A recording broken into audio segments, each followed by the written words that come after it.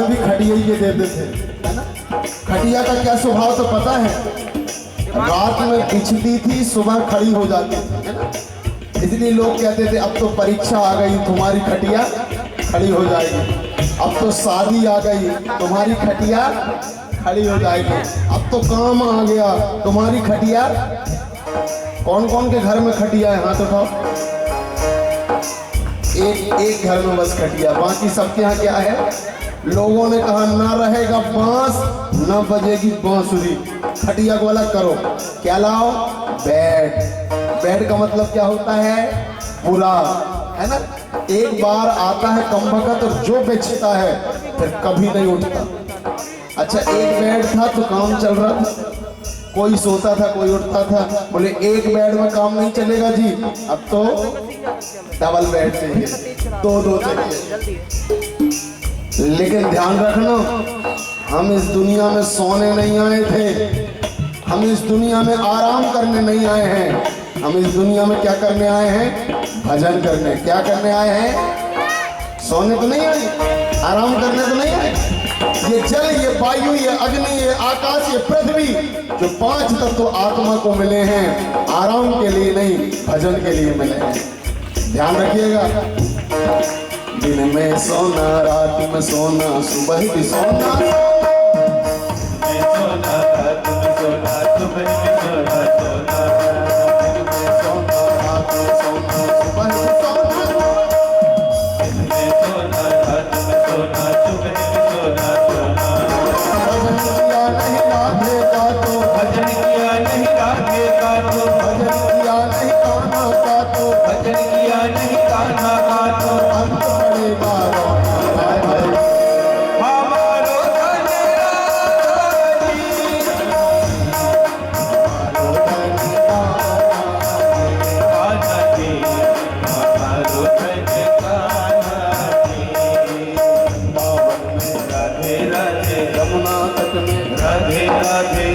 गली में एक भी नहीं बोल रहे, मालूम, सारे मुंह मटका रहे। एक्टिंग तो इनसे बनती है सबसे।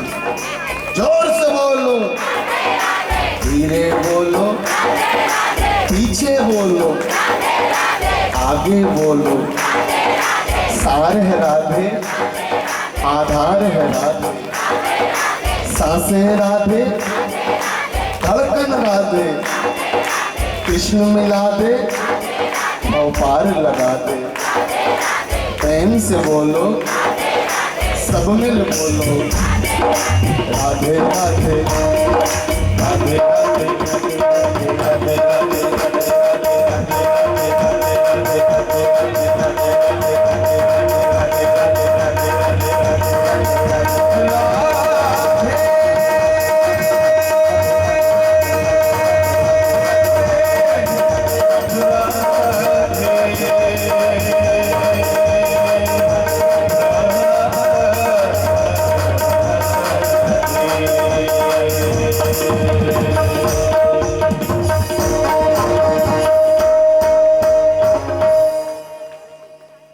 आदरणीय श्रोताजनों,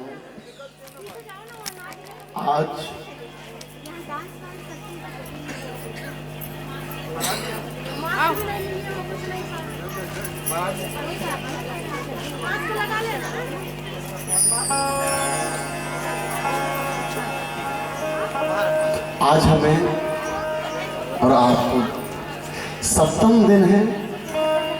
राजा परीक्षित जी मृत्यु की सैया में बैठकर, मृत्यु के आयोजन में बैठकर श्री कृष्ण की कथा सुन रहे हैं और श्री कृष्ण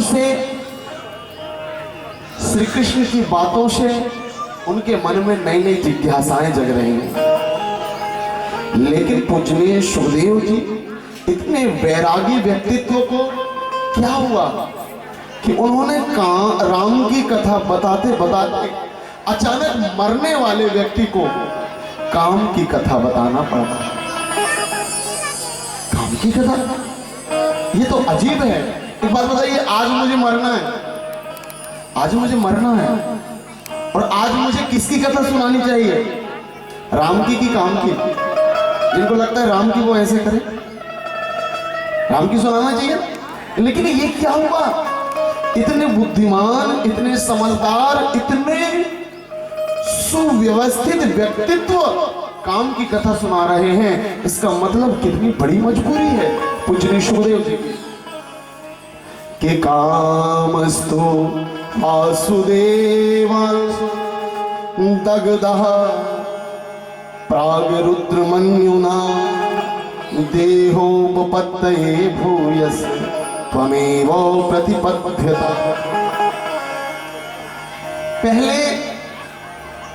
पहले जो समय था, ध्यान रखिएगा, पहले जो समय था, त्रेता में जो समय था, वो समय थे लक्ष्मण। ठीक है, त्रेता के समय कौन थे? लक्ष्मण। द्वापर में समय कौन बने? बलराम। और कलयुग में समय कौन बने? समरासुर। कौन बने? समरासुर। ध्यान रखिएगा, जब लक्ष्मण समय थे, लक्ष्मण जब समय थे, तो मेघनाथ ने उन्हें बाण मारा, केवल एक रात के लिए वो बेहोश हुए, लेकिन हनुमान ने संजीवनी लाए और लक्ष्मण ने काम रूपी मेघनाथ को मार के और विजय पा ली। आदरणीय श्रोता जनों, विजय पा ली। लेकिन बलराम जब थे, ध्यान रखना, जब बलराम थे तो बलराम ने श्री कृष्ण के ऊपर सारा कारोबार छोड़ दिया, क्योंकि श्री कृष्ण पूर्ण ब्रह्म थे। लेकिन कलयुग में समय असुर बन गए, और बहुत सावधानी की जरूरत तब होती है जब समय ही बिगड़ गया हो। समरासुर की कथा, समरासुर को आकाशवाणी हुई कि कृष्ण के पुत्र तुम्हें मारेंगे, प्रद्युम्न। तो समरासुर ने रुक्मणी और कृष्ण के पुत्र को का हरण किया, और हरण करके और समुद्र में फेंक दिया। समुद्र में जब फेंका तो उस पुत्र को मछली ने खाया, और मछली को मायावती ने पकड़ा और उसको यतन से काटा, तो उसमें से प्रद्युम्न निकले। नारद जी ने बताया कि सुनो, ये जो तुम्हें बालक मिला है, ये जो बालक मिला है, ये तुम्हारा पति है, इसको जल्दी जल्दी बड़ा करो, सूरवीर बनाओ, और समरासुर को हरा के धर्म की रक्षा करो और श्री कृष्ण को प्रसन्न करो। अब मैं दीदियों से पूछना चाहता हूँ, कोई दीदी है दुनिया में जो अपने पति को गोद में खिला सकती है? या तो ऐसे करिए या ऐसे करिए, नहीं खिला सकती। सही में हमारे पास तो प्रमाण है कि दीदियां अपने पति को छोटा सा बच्चा बना के गोदी में खिलाती। और भागवत जी की कथा है तो झूठी तो हो नहीं सकती, सच है। ध्यान रखिएगा आदरणीय माताओं, पहले के जमाने में जेठ के बच्चे का नाम नहीं लेते थे, जिसको कहते थे जेठौत। आज भी ऐसे ही नहीं लेते जेठ के बच्चे का नाम। आजकल जेठ के बच्चों का तो छोड़ो जी। मैं एक जगह गया था तो एक पत्नी कह रही थी संतोष के लिए भी भोजन बचा देना। तो मैंने कहा संतोष मतलब? बोले गुरुजी आपका प्रसाद संतोष के लिए। तो मैंने कहा संतोष कौन? आपका बेटा? बेटा नहीं, बोले मेरा पति। अच्छा, तब मुझे पता चला कि हे भगवान, आजकल पत्नियां तो सीधा नाम लेती है। सच है झूठ? सीधा नाम लेती है। नाम क्या जी? पता ही नहीं चलता कि बेटा को बुला रहे हैं कि पति को बुला रहे हैं। सुन, लेकिन पहले के जमाने के हमारे बुजुर्ग जन, पहले के जमाने के बुजुर्ग, हमारी माताएं जेठ के बेटा का नाम नहीं लेते थे। जेठ को छोड़ो, पति को छोड़ो। और एक और बात बता दो, अपनी पहली संतान का भी नाम नहीं लेते थे। क्यों? क्योंकि पहली संतान उनके कुल का वंश होता था, और वंश मतलब उनका अस्तित्व होता था, और वो भी पूजनीय कहलाता था। आदरणीय श्रोता जनों, बेटा बनकर। अब एक बात मैं आपसे ये कहना चाह रहा हूं, कहीं की ईंट कहीं का रोड़ा, भानुमती ने मायावती ने पलरा जोड़ा, है ना? ये कथा क्या है? तो सबसे पहले तो मैं एक निवेदन करना चाह रहा हूं। ताड़कासुर का बहुत आतंक बढ़ रहा था। ताड़कासुर ने ब्रह्मा की तपस्या करी और एक वरदान मांगा। जब सती खत्म हो गई कि शिव समाधि से उठें और शादी करें और इनका बेटा जब हो तब मेरी मृत्यु हो उसके हाथ।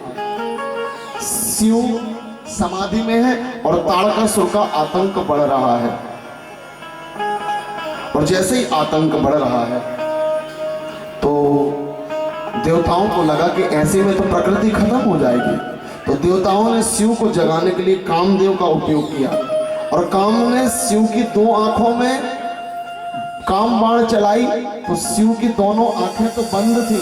तो कामदेव ने सीधी तीसरी आंख में बाण चलाई और शिव की तीसरी आंख खुली और काम जल के राख हो गए। लकड़ी जल कोयला भयो, कोयला जल जल राख, काम ऐसो जलो न कोयला भयो ना। शंकर जी ने काम को जला दिया, ठीक किया। जिनको लगता है ठीक किया वो ऐसे करें और जिनको लगता है गलत किया वो ऐसे करें। ध्यान रखना, काम जल गया मतलब सारे पुरुष नपुंसक बन गए और सारी महिलाएं बांझ बन गई। संसार बनाने का सिस्टम खत्म हो गया। अब बताइए शिव ने सही किया या गलत किया? ऐसे करिए या ऐसे करिए, ओपिनियन दीजिए अपना।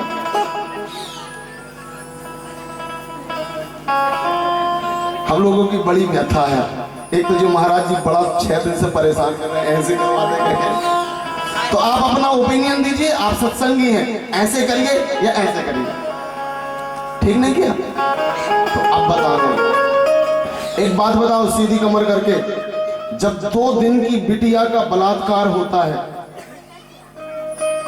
जब 6 महीने की बिटिया का यौन शोषण होता है, जब 10 साल की बिटिया का बलात्कार करके उसके सिर में पत्थर पटक दिया जाता है, जब छोटी छोटी बच्चियां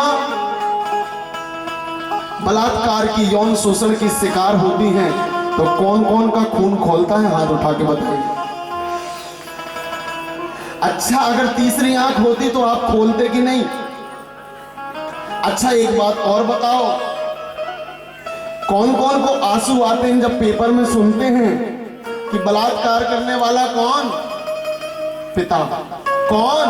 मामा। कौन? नाना। कौन? धर्मगुरु। कौन? पड़ोसी। कौन? मामा का लड़का। कौन? चाचा का लड़का। कौन? अपना। उस समय कौन कौन के आंखों में आंसू आते हैं कि हे भगवान कैसा समय बिगड़ा। लगता है कि दिल में दर्द होता है कि नहीं?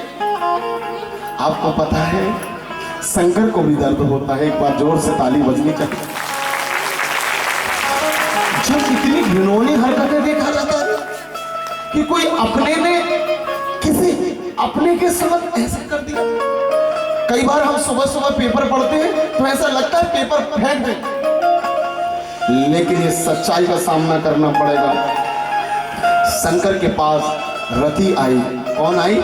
रति, मायावती।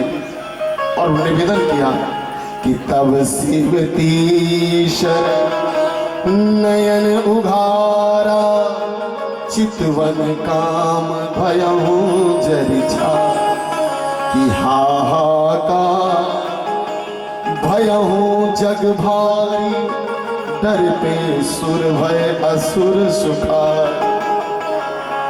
जैसे ही रोई रति तो शंकर दयालु हैं। शंकर दयालु हैं, ऐसे हाथ जोड़िए।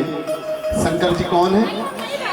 कि कर्पूर गौरम करुणा अवतारम, संसार सारम भुजगेंद्रहार। जो करुणा के अवतार हैं उन्हें करुणा आई।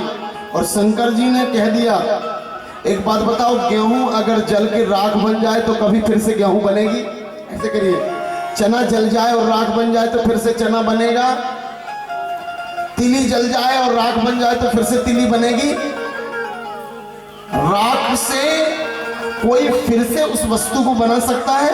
नहीं बना सकता।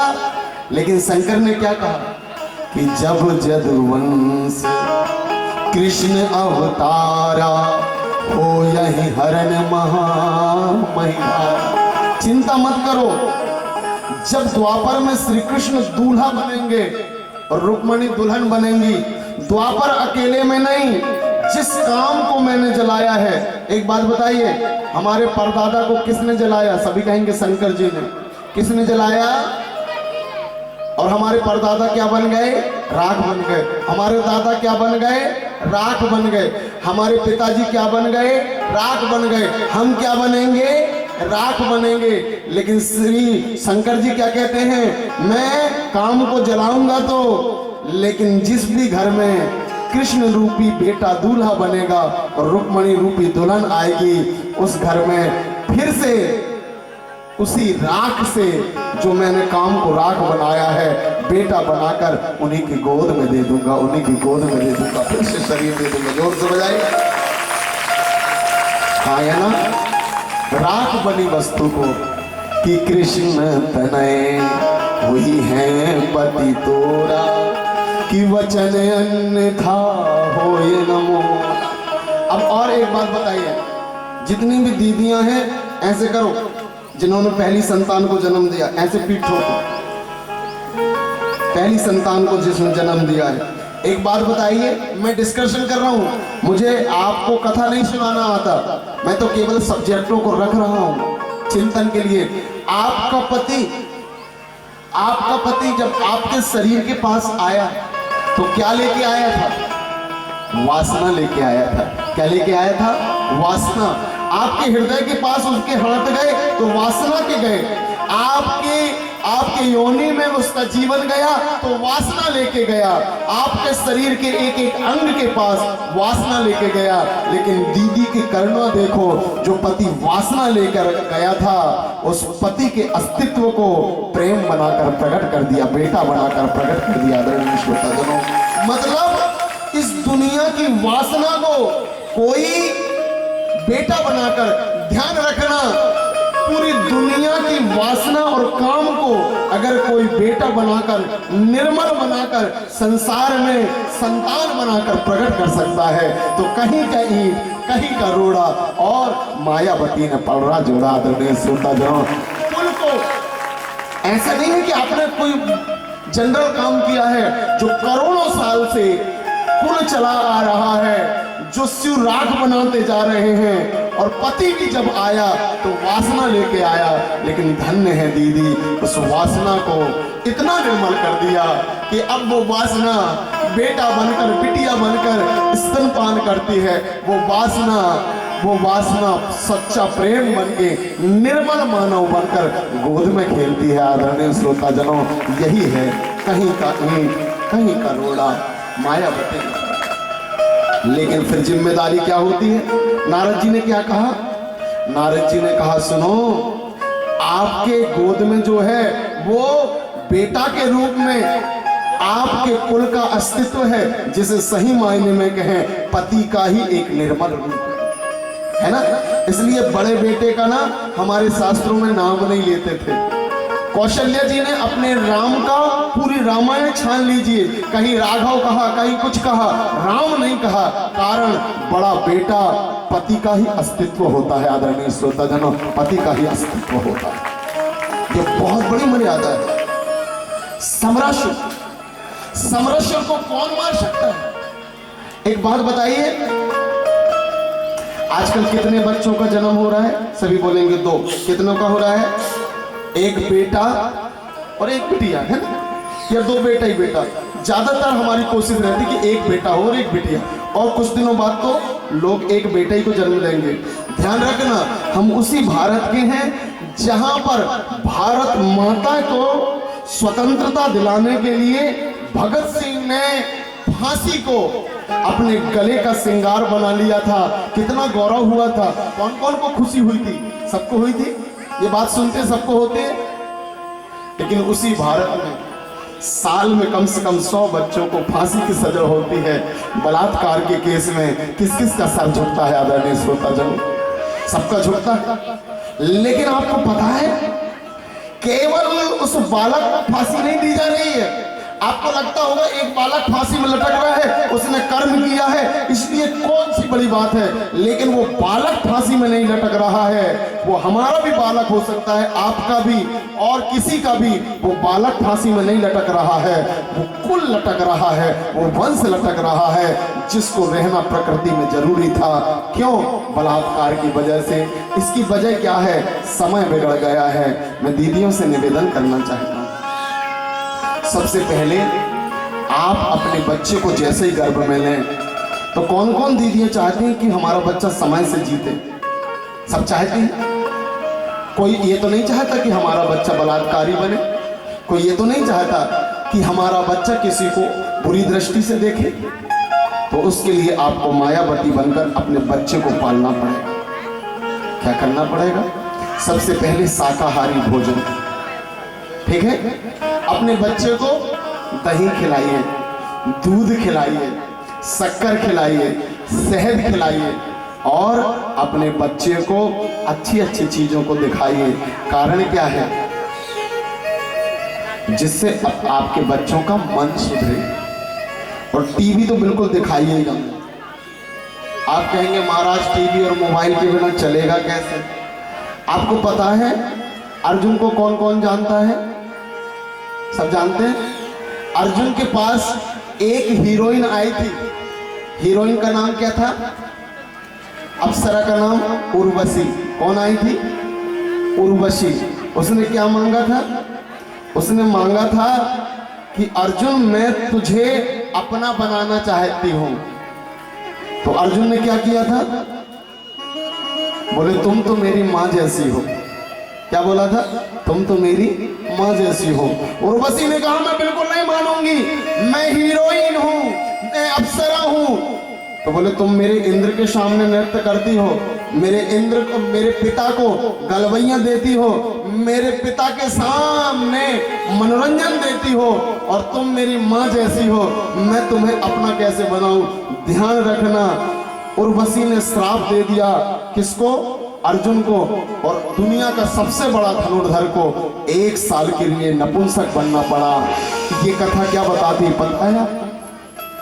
टीवी कौन कौन देखता है? हाथ मत उठाइएगा, मैं चेहरा ही देख के समझ जाऊं।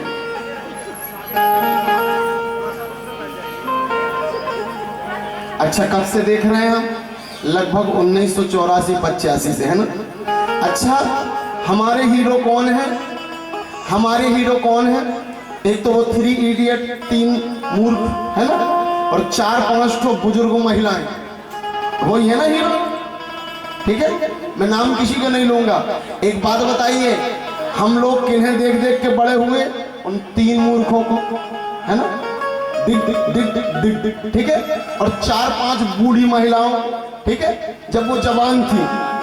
अब ध्यान रखना, जिन्हें हम देखकर प्रेम सीखे, जिन्हें देखकर हमने आलिंगन सीखा, जिन्हें हमने देखकर नाचना सीखा, मनोरंजन सीखा, आज वही बॉडी बनाकर और वही इतना इतना मेकअप लगा के हमारे बच्चों के भी हीरो बन रहे हैं। और जब वो हमारे बच्चों के हीरो बनते हैं और हमारे बच्चे मानने को तैयार नहीं होते, तो और अश्लीलता करते हैं और कपड़े उतारते हैं। और मुझे बड़े शर्म के साथ कहना पड़ रहा है, जिन्होंने हमें पतित किया था वही हमारे बच्चों को पतित कर रहे हैं और नपुंसक और बांझ बना रहे हैं। आदरणीय श्रोताजनों, नपुंसक और बांझ क्यों बन रहा है हमारा समाज? नपुंसक। हमारे बच्चे हस्तमैथुन क्यों कर रहे हैं? हमारे बच्चों का और बच्चियों का शरीर शिथिल क्यों हो रहा है? क्योंकि जिन्हें हमने हीरो माना, हीरोइन, उन्हीं को हमारे बच्चे भी मान रहे हैं। निवेदन करना चाहता हूं, अपने बच्चों को पुरानी मूवी मत दिखाइए। जिन्हें हमने हीरो देखा है, वर्तमान में जो बच्चे आ रहे हैं उनको दिखाइए, लेकिन उनका रोमांस मत दिखाइए जिन्हें हमने देखकर बड़ा बने हैं। नहीं तो बच्चे और बच्चियां नपुंसक और बांझ बन जाएंगे और हम कुछ नहीं कर पाएंगे। बोल वृंदावन बिहारी।